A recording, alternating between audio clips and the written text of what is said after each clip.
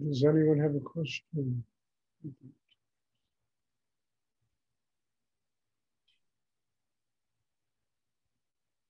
Stuart, it's Brad. Yes. Um, Several days ago, we lost our beloved 17-year-old cat, Redford, and we're quite sad and grieving. Can you speak to that process? There's not, what am I going to speak about other than you love the cat. If the cat was, you had 17 years of your life that you spent with the cat, and if you truly love the cat, then you don't grieve. You just let the cat go on. I've been in households where cats have died, and yes, there's a deep attachment there. But the attachment really is a situation we create for ourselves. One of the things I noticed when I lived in, a house where there were cats, I won't mention names, was that when the cat was ready to leave, it told the owner it was ready to leave. And it just left.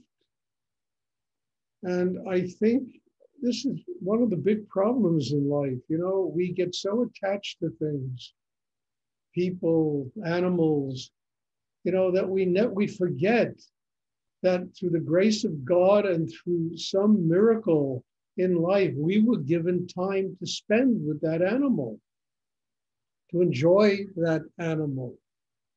And out of sheer gratitude for the time that we spent with an animal, a person, we should allow them to move on without trying to hold on to them and keep them living here. So I think that it really represents how evolved our consciousness is and how we approach the death of a person or an animal that is close to us. And I think that if one simply arrives at a place where, my God, look at the 17 years I spent with this animal. 17 wonderful years. And that's what should be in your heart. And if that's in your heart, then you'll find that animal in your heart, or anybody you loved and spent time with in your life. Be it parents, children, spouses. I mean, if we really have that gratitude, then you discover that all of these animals and people, they live in your heart. That's where love is. And if they live in your heart, then they basically never leave. They're there with you through eternity. So look, I've always avoided having animals. And one of the reasons for it is I didn't want to get attached to cats and dogs. And I had enough to do in life without being attached to cats and dogs or situations, So what I would suggest is simply that, just find in your heart the years you have lived with that cat and just love the cat and be grateful that the cat now has an opportunity to move on and evolve, and to be born, probably, who knows, as if you love it enough, probably as another human being, which means they're evolving closer to their spiritual enlightenment.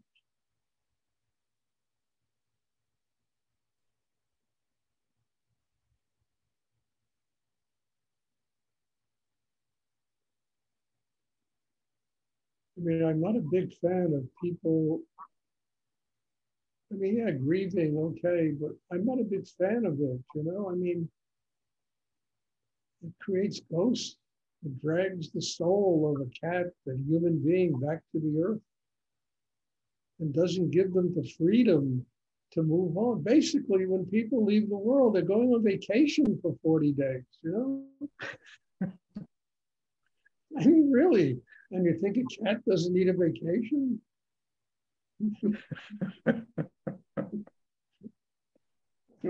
I mean, then they come back and back into this merry-go-round of nonsense they have to go through in order to finally learn how to transform it into a spiritual life.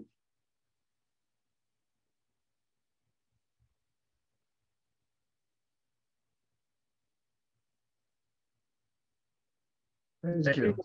You're welcome. Does anyone else have not a vacation, a question? Anybody have a vacation they want to go on? This is Melissa Stuart. I have a question. Yes. Could you talk about cultivating detachment or learning detachment or finding detachment? I'm not sure how you would define it. Well, yes, I can talk about it. I mean, what is detachment? You grow to the place inside yourself by developing a chakra system that gives you the strength and the capacity to detach yourself from life. It's an organic process that takes place because a human being works on themselves long enough to build that kind of a system inside that gives them the ability to be detached, gives them the ability to be connected with spirit, gives them the ability to be free of all this material stuff and whatever that people are so attached to in life. I mean, I saw an amazing thing yesterday. I was notified about an auction that's going to be happening in Dallas, Texas, of the estate of a guy named T-Bone Pickens, who was a very rich guy who, he was a famous guy, very rich. There must have been 1,000 items in this that this guy had in his life. And he's been dead for 2 years, and I'm sure his children or whoever it is, who needs it? They're just putting it up for auction. And I think, this is so much the nature of living, we get so attached and one day we're not here anymore.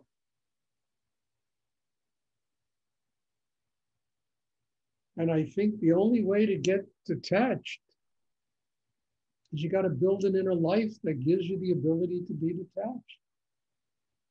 You're detached from the people you supposedly love. You're detached from the material things. You're detached from all the stuff that you've accumulated in your life. And as Rudy said, it's not to have. You have wonderful things and it makes life better. It's to have things and to be free of them. Now, how do you get free of them? You got to build an inner life that's strong enough to do it. Otherwise, oh my God, the stuff that we're attached to is just simply crazy, And we're only attached to it because we haven't built an inner life that gives us the strength not to be attached to it, to just love it, not be attached to it, enjoy it and not be attached to it, to love people and not be attached to them, to enjoy them, to nurture them, to, give them life and not be attached to them. And the only way I've discovered how to do this is to build an inner life that is strong enough to do it. When your chakra system is strong enough to do that, you will truly live with detachment.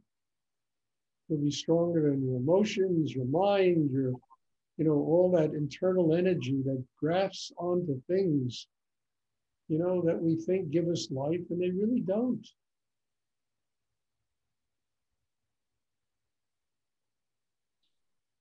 Including one's position in life. That's why I say, I gave up being a guru, One day I just surrendered it. I said, who needs it, I want to be able to do what I do without being attached to my position in life, who I am, what I am, It's all bullshit. One day it's, it's gone.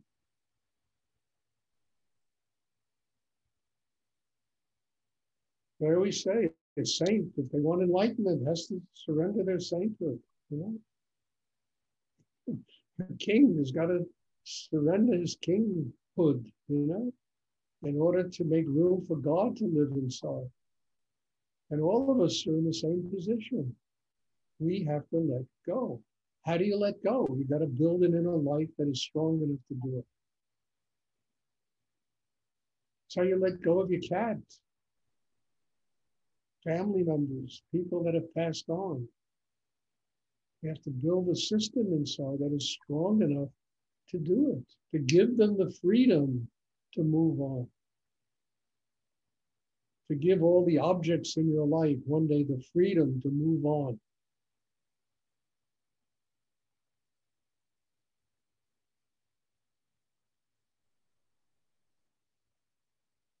And that's what this meditation is for. It's a tool. You know, I always say it's just a craft that you use to build that kind of inner strength. Without that kind of inner strength, we just nervous wrecks. We're crazy inside, you know?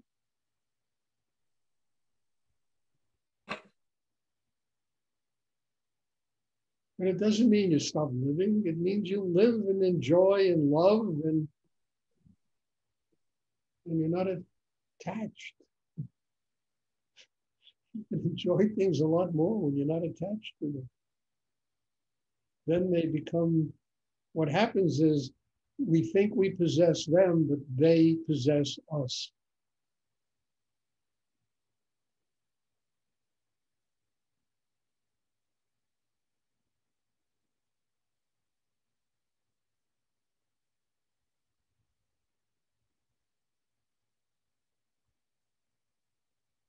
And the only way I can honestly do these classes is I have to be detached from every single person that's here in order to see people clearly and provide the energy and the nurturing that will truly help people in their lives.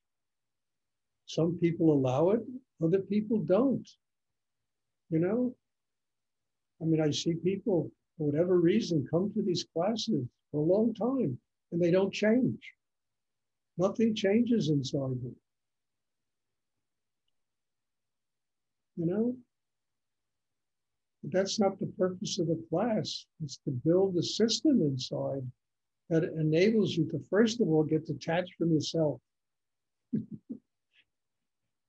all the internal chaos and anxiety and neurosis that runs around, and the insecurity, the fear that runs so rampant inside human beings. Got to get detached from that. And if you're not detached from that, you're not going to be detached from anything else. And you get detached from that by building an inner life that is strong enough to do it.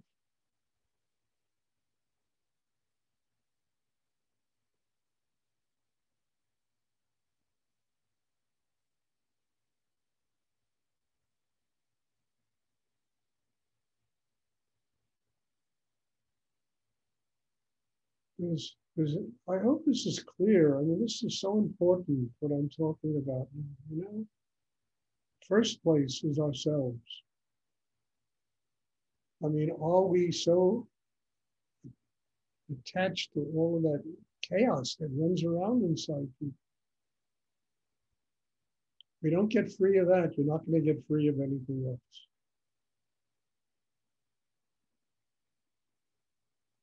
Does anyone else have a question? Stuart, it's Tom. I have a question. Yes, Tom. I've been struggling with Zoom for 2.5 years, and it turns out that my replacement computer doesn't seem to have a microphone either, and I struggled with that. And my question is, how do we face problems in life that seem so strong that they can make or break our spiritual study? Tom, do a little research and find a computer that works. I got a microphone, plugged it into my computer. It took me 2.5 years to realize that. But how do you face these things without panic, you know, when it's your spiritual study with your teacher? It seemed like a really big problem for a long time. I mean, Tom, I don't know how to answer that. I mean, what? You know, You know, you have a computer that doesn't work, find out why it doesn't work and fix it, for God's sake. Don't wait 2.5 years. No, fix I the damn. didn't I didn't know microphone. I mean, You I'm didn't know ignorant. about microphones. What are we talking? There's the microphones that allow us to talk here. Now, I come on, Tom. I don't know what I don't know. That's the problem. What? I can't figure out what I don't know. And so it takes a person like me a long time to plod through stupid situations. Look, when it comes to computers, you know, I'm like an aardvark. I have no idea. So what do? I call my daughter up. You know, in 5 seconds, she fixes the problem. I mean this. You know, I have Jennifer come, and in 5 seconds, she fixes the problem. I know my limitations. So why am I going to mess around for 2.5 years? Get somebody that knows what they're doing, and you fix your problem. I am an idiot when it comes to computers. I'll admit it. And as soon as these things, the other day, I got completely wiped off the computer, you know? So Jennifer came over and in 5 seconds, she fixed it. Please try and stop moving. You know, I mean, it's really important that people sit still. So you got to finally accept yourself. All right, when it comes to computers, I know nothing. But I have a daughter who lives 3 blocks from here. You know, call her up. What's the problem? Oh, in 5 seconds. Jennifer, who lives in the next bedroom here. You know, they come over in 5 minutes. They know how to fix these things. I'm sure there are people in your life that know how to do this, you know?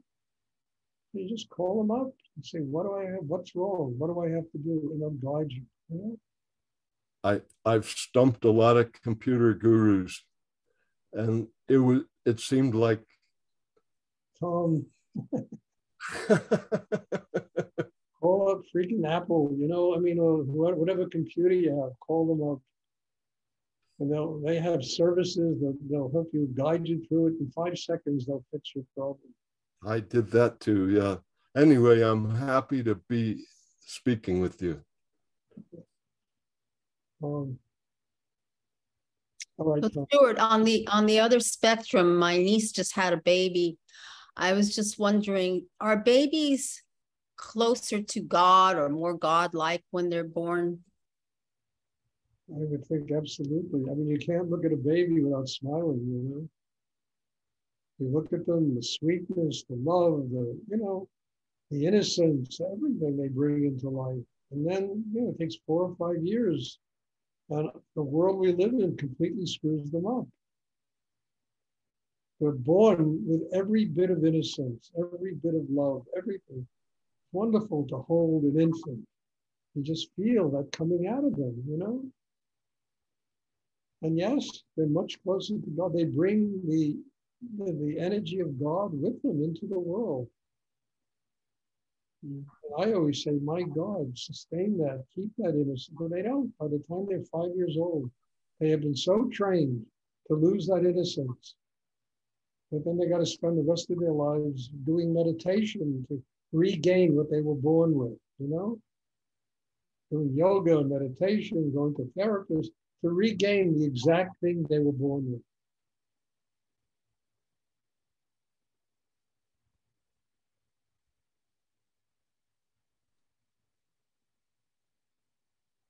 That's why it's so easy for people to love babies, huh?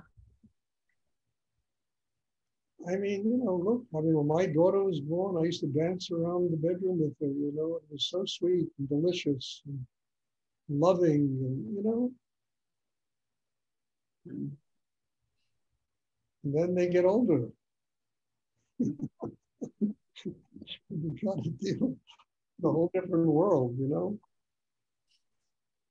But whatever they are, they're there to teach you how to grow. If you grow, then you can deal with whatever the situation is.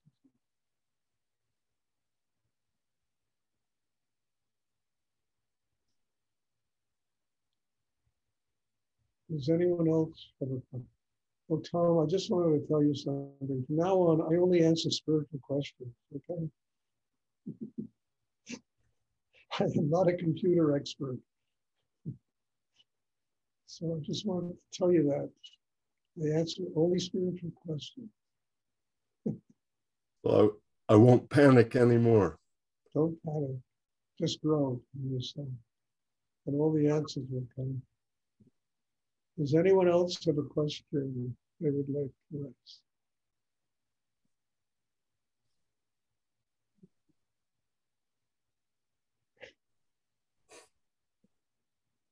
Okay. You know, there's something I'd like to say, which every month I send out my begging bowl. You know, and Jennifer writes a notice and sends it out. And I just can't tell you how grateful I am that people really support the situation. You know, and I know whatever it is that people contribute, it comes from the center of their heart. It's what they can afford. And I think it's wonderful that people are willing to say thank you in a very practical way. You know, not lip service gratitude or I can't, but making the effort to say thank you in a very practical and wonderful way. And I just want to say thank you to all of you that do that, you know. I mean, I don't really send out a notice of thank you because there are a lot of people that send, but I just want that to be clear. I am very grateful that people support what I am trying to do here. So, you know, thank you and God bless you. You know, and, you know, if you can't afford it, learn how to afford it. I mean, what is, you say $5 a class, it's almost surreal that a class like this is worth $5, you know? So try and grow in yourself where you can say thank you in a real way, in a practical way. I mean, when I used to have ashrams, people would work and do and, you know, run businesses and all kinds of stuff that supported the situation. I don't have that anymore. But people can grow enough to really contribute something. And I'm just telling you that when I get these donations from people, it really is something wonderful. It's something terrific. And it shows me that people don't feel they're entitled to sit and do this meditation. They're willing to contribute something. So God bless you all and thank you on many, many levels for participating in this, for, you know, showing your gratitude, for showing your willingness to say thank you that these classes go on.